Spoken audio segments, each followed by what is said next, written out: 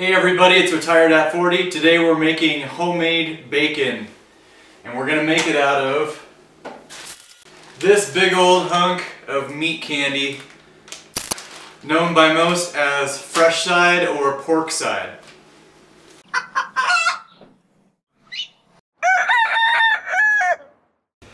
So fresh side isn't just a clever name, it is actually a side of a pig. And you might not be able to go down to your grocery store and just pick this up. It's not a real common cut. So you might have to go to a butcher or some kind of specialty meat shop to get it. This kind of stuff used to be real popular back in the day, but for some reason, since bacon has become more popular, it's just not as popular to buy the fresh side like this. Back in the day, people would just buy this side pork and they would slice it and they wouldn't cure it, and they would just cook it up like bacon and eat it that way, which is actually really delicious in its own way. It almost tastes like a little bit fattier pork chop. But today we're not having fresh side, we're having bacon, so let's get started. So I'm doing 2 pork sides, and these are each about 4 pounds a piece, 4 to 5 pounds a piece. So my recipe is going to be for a 4-pound pork side. So make sure you adjust your recipe accordingly to whatever your weight of your pork side is. You're going to need to allow plenty of time to let this cure. It does take about 8 days for it to season and cure, so make sure that if you're making this for some kind of an event or a holiday or something like that, make sure that you allow yourself plenty of time. Okay, to make the seasoning for our cure, this is a real simple recipe. We're going to need 1 cup of kosher salt, and yes, it does have to be kosher salt, especially when you're curing meats. Or for most recipes, there's a big difference between just table salt and kosher salt. Then we're going to have 1 cup of brown sugar and 2 tablespoons of crushed black pepper. And again, this is for 4 pounds of pork belly or pork side. We're going to mix all that together. Alright, this has a tendency to kind of clump up with the brown sugar, so make sure that you get all the clumps out as much as possible. Make sure everything mixes together real nice. Okay, so we've got our pork, we've got our seasoning. Next thing we're going to do is just slather this thing with all that seasoning. Both sides. You kind of want to rub it in. Makes it real easy if you put it on a cookie sheet or something flat like this. It kind of keeps some of the mess in. Don't be shy with the seasoning. You really need a lot in there.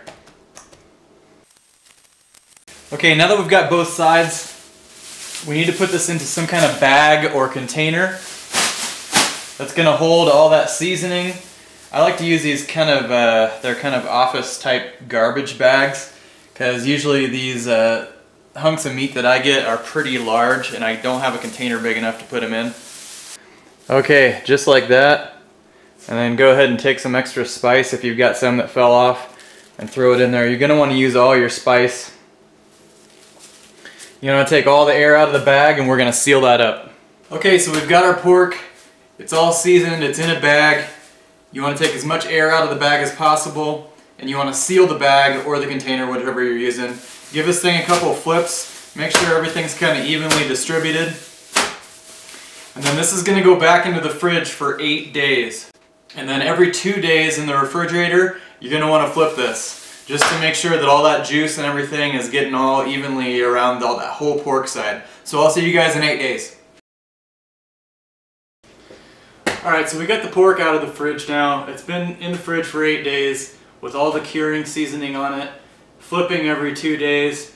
And the next thing you want to do, as with any meat, before you put it onto the Traeger, I always like to get the meat to where it's room temperature. So we're going to take this out of the bag and we're going to take it to the sink, rinse all of the cure off of it. You don't want any of that stuff left on it. You want to just rinse everything you can off of it. Then we're going to take a towel or a paper towel and we're going to pat it dry. So you can see now that this is all washed off that it's actually shrunk down quite a bit. And you want to make sure you get all that salt off of there, or you're going to end up with some really salty bacon.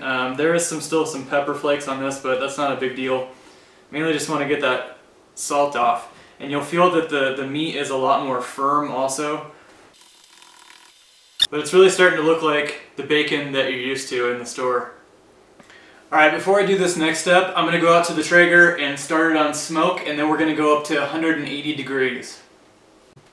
Next thing you want to do is get some sort of jelly pan, or just a pan that has some concave to it. Fill it with ice, and then if you have a grated rack, it will actually work better than what I have. I have one of these, kind of a broiler rack. I'm going to set that on top of the ice, and then we're going to place the meat on top of that rack. And what this is going to do is keep the bacon nice and cool while it's smoking. You don't want it to get too hot. Now that our grill is up to 180, don't forget your meat thermometer probe. I'm going to set a timer for 1 hour. This is actually going to stay on for 2 to 3 hours. I'm going to check it every hour and see what the temperature is. We're going to take this up to 150 is the ideal temperature, and the whole grate and the meat goes right onto the grill grate of the Traeger.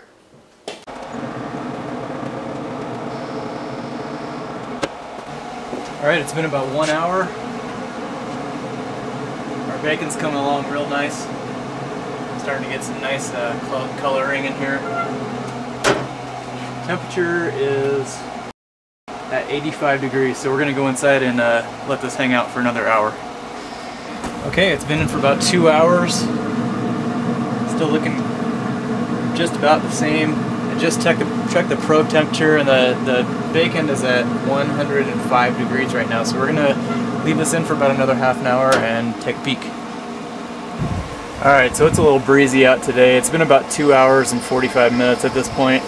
That wind is kind of knocking the heat out of my grill, so this is taking a little bit longer, but it looks like we're at about 128 right now, so I'm going to give it another half hour. I think we should be up to temperature at that point.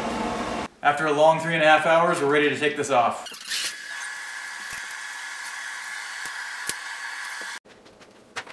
Okay, we're going to take this and we're going to put it back into a bag or a container, and then we're going to stick that in the freezer for about 60 to 90 minutes, and that'll make it so it's just on the edge of freezing, and that'll make it a lot easier to slice. Okay, now that we've been in the freezer for a little bit, it'll make it a whole lot easier to cut up. Alright, that made a whole bunch of delicious bacon. When you're ready to actually make this bacon, you're going to want to take your Traeger up to 400 degrees, 8 to 10 minutes at 400, and you probably want to flip once or twice through that process. Well, until next time, this is Retired at 40. Remember to live life simple. We'll catch you next time.